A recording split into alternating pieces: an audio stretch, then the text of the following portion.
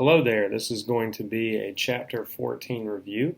The main topic here is Westward expansion, Manifest Destiny, and the Mexican-American War. Alright, so Manifest Destiny. From the 1820s until the mid-19th century, there will be a fever of westward expansion in the United States. When I say fever, I mean a huge chunk of Americans felt that it was in their best interest to risk their lives, to risk their future, and move out west. Now, since the United States is becoming more democratic during this era, that is, a broader participation in politics, this is not just a move by the federal government. In other words, westward expansion is not centrally controlled. It really does grow organically out of people's desire to seek a better situation for themselves. Now remember, the United States had leveled the playing field in many ways over the last few decades, where in the 1830s, 1840s, 1850s, upward mobility was actually possible. People were absolutely friendly to the idea of risking everything to make a better living. The chance to get rich, or at least wealthy, was very much on the minds of most people. Materialism had exploded as a value in the United States. The United States really did become a land of economic opportunity. But as we already know, nearly all of the land out west was not just open for the taking. There were human beings who already lived there, whether it was Native Americans, whether it was former Spanish colonists, Mexicans. You'll have groups of people who have already established a way of life for a long time out in the West. But this intense drive for more personal wealth or opportunity for a better future by so many Americans will create a swell of momentum that absolutely nothing can stop. Not even murder or genocide. And of course, whenever you're talking about killing other people or dehumanizing other people in order to have more material wealth, justification is going to become an important part of that. A lot of times when people look back on things from the past that they think are ugly or bad or immoral, you tend to rely on maybe a black and white perception, like, okay, well, that person was bad and only a bad person would do that. I think the concept of a normal person is something that escapes a lot of people. What we're talking about is that normal, regular people justified the types of things that were going on because it's what people wanted. And justification is a very, very powerful thing. And even if it may not make sense to a person who lived in a different era, to be caught up in whatever an intense momentum is in a certain society, whether it be slavery or genocide or imperialism, whatever it may be, it's very easy to get lost in what's normal. So, Manifest Destiny. That is really the heart of Manifest Destiny. It is an explanation, a justification for white Americans taking land with brutal repercussions for other people in order to improve the material wealth of a lot of people. For this reason, Manifest Destiny will be one of the most important themes in 19th century American history. Presidents will campaign on it, churches will preach it, people will risk their lives over it, and of course, natives out west will suffer tremendously as a result of it. We're going to get a little bit further into Manifest Destiny to analyze it. Like any topic that is very important for economic or political reasons, there are always religious elements. And so the religious implications of Manifest Destiny is a religious topic to many people. The idea of racial superiority or cultural superiority or religious superiority, which are intertwined, all three, had been definitely tied to religious faith. Many Americans believed that God had blessed them to take wasted land. Many Americans also believed that God had especially considered the United States as his special country. Some people believe that now. Now, these religious undertones go all the way back to the Puritans. For a lot of these people who professed Manifest Destiny. A lot of Americans looked at American history as the moral Christianization of an otherwise godless or wild North American continent. In other words, part of the whole justification for taking things from others was the land is being wasted by godless heathens. These are savages who work to reject the Word of God from their perspective, work to limit the boundaries of the Christian world. And so due to the spread of Christianity being a good thing, it's justification to fight against things that go against Christianity. So Christianity was a very, very heavy element of the justification for genocide. And again, I always have to be careful. There's nothing about words in the Bible that convinced anyone to take land from Native Americans and commit genocide. I mean, some people could maybe argue there are, But that is certainly not the historical perspective. What I'm saying is that whether or not it's justified, and you can debate over how to interpret things, Americans used religion to justify genocide. So that's how they're connected. So part of that view that American history is really the story of the Christianization and the civilization of an otherwise wild continent was a belief that Anglo-Saxons, which is a particular version of the white race, coming primarily from Britain. So a lot of this boils down to the idea that Anglo-Saxons and other white races were destined by God to perfect all territory available for taking. Now, according to this view, Native Americans were interpreted as subhuman, satanic, savages, basically enemies of Christianity and therefore enemies of God, and therefore fair targets to exterminate. Of course, Native Americans many times saw white Americans the same way, that they were agents of, obviously they don't have the same view of Satan. It's a very different structure to good and evil, and those concepts don't perfectly translate. But the idea that dark forces or evil forces caused whites to appear and then try to kill off all the Native Americans. Both sides have a reflexive view that the other one is against all that's good and holy. Now, in addition to the religious implications, there are absolutely scientific implications. Some people are moved more by religious justification. Others, and increasingly during this time and as the years go by, were more convinced by scientific interpretation. So racial science had been growing in popularity by the mid-1800s, and many whites become convinced that history is basically the culmination of their racial superiority. Those who were more religious, they believed that that was part of God's plan. Less religious people believed it was like natural luck of the draw. So you might have someone who hated Darwin, who is a white supremacist, and you might have someone who loved Darwin, who was a white supremacist. They would have different ways to arrive at their opinion that it's okay to genocide Native Americans until what they had is available for whites. Now, the United States in particular was an especially religious place. So religion, even though both are very much relevant, religion did not take a back seat to science in the United States during this time. Obviously, there's many people who believe that the two are not mutually exclusive, that science and religion fit together. I'm not getting into all that, but I didn't want to make a false dichotomy. Okay, so let's talk about the Mexican borderlands in particular. Now, I'm going to put a map up, and as you can see, much of the modern American Southwest used to be a part of Mexico.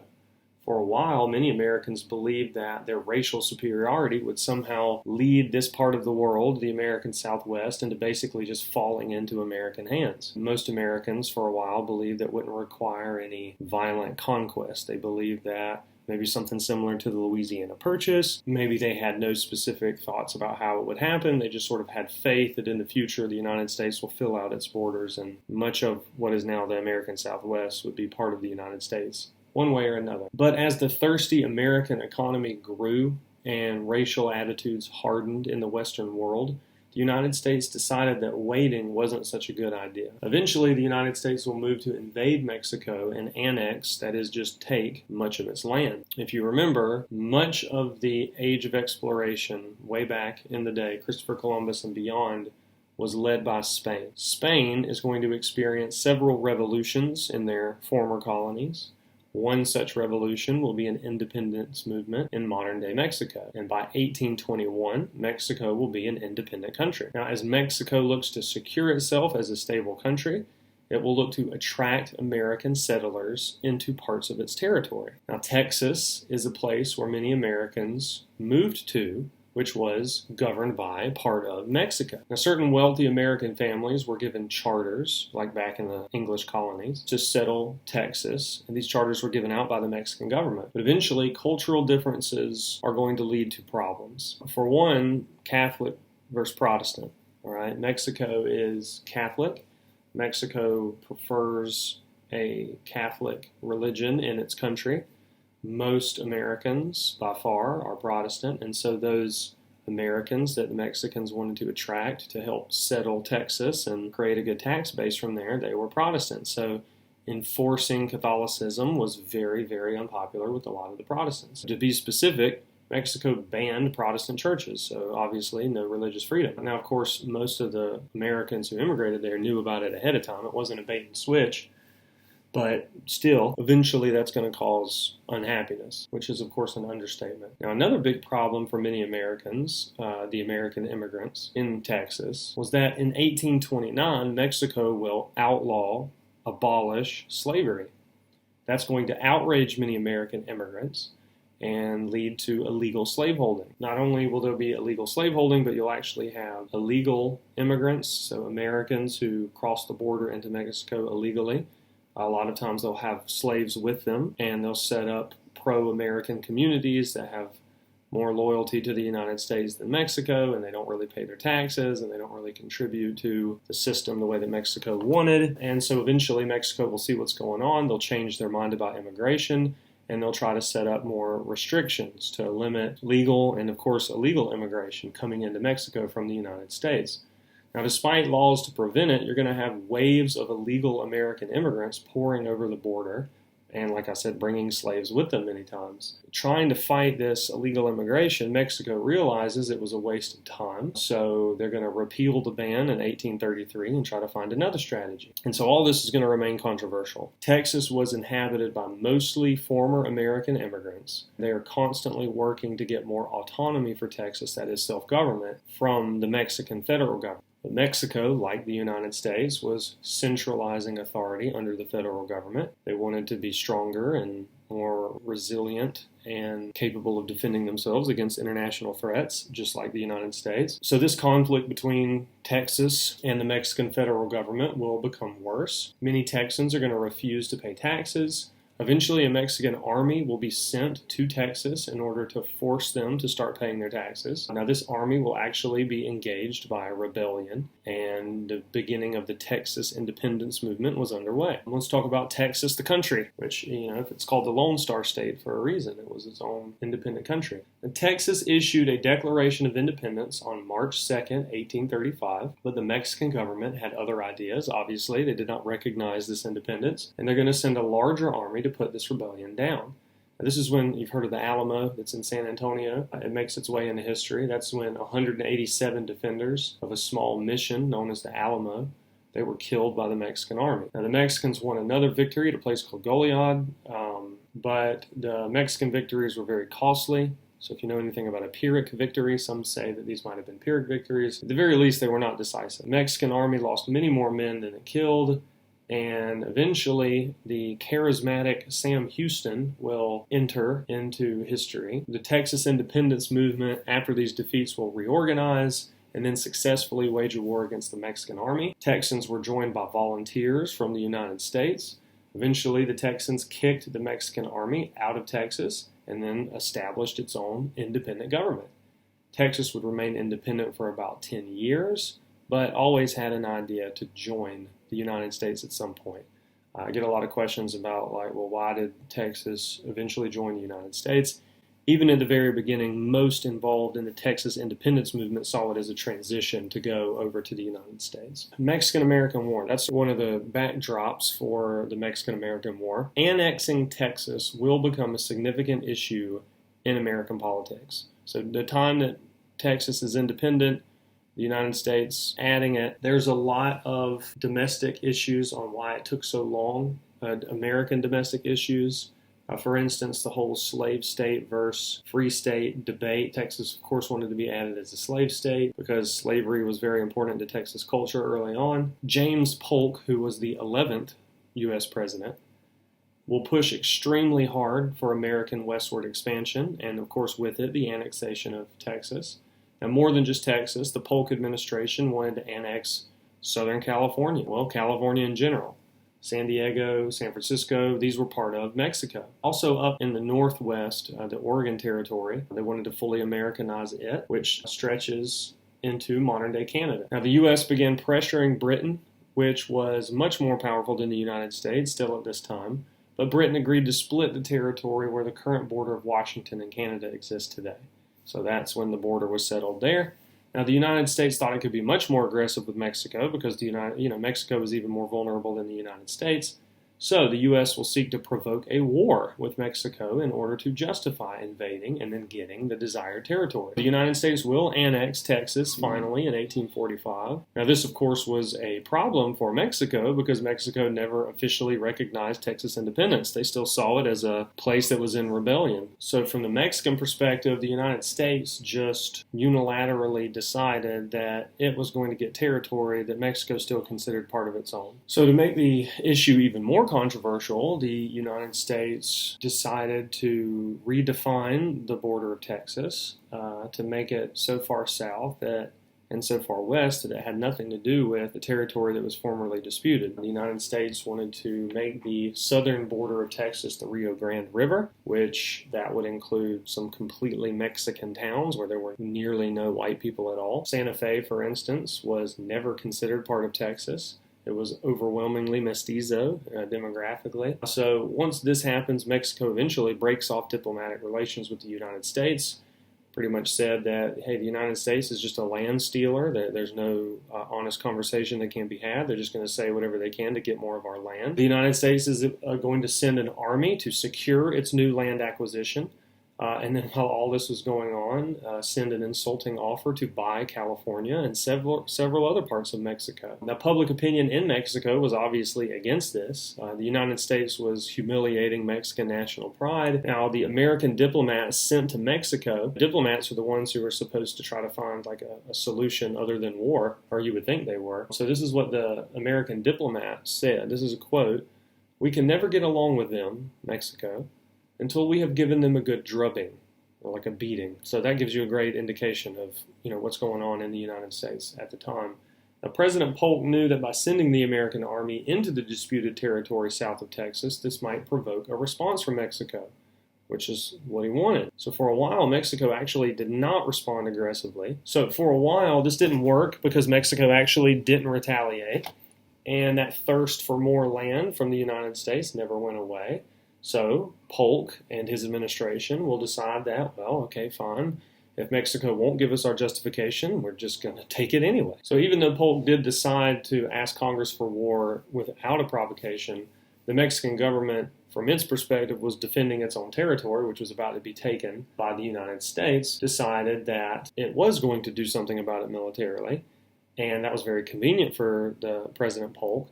So anyway, the Mexican army went across the Rio Grande, which again had been Mexico. Polk, when he found out about this at the last minute, quickly changed his speech to Congress in order to blame the war on Mexico. And here's a quote from Polk. Quote, "Mexico has passed the boundary of the United States, has invaded our territory, and shed American blood upon American soil. War exists, and notwithstanding all our efforts to avoid it, exists by the act of Mexico herself." Now, to explain the spilled American blood, remember I told you American soldiers were stationed down there, provocatively. There was a battle or skirmish. Mexican soldiers killed American soldiers north of the Rio Grande.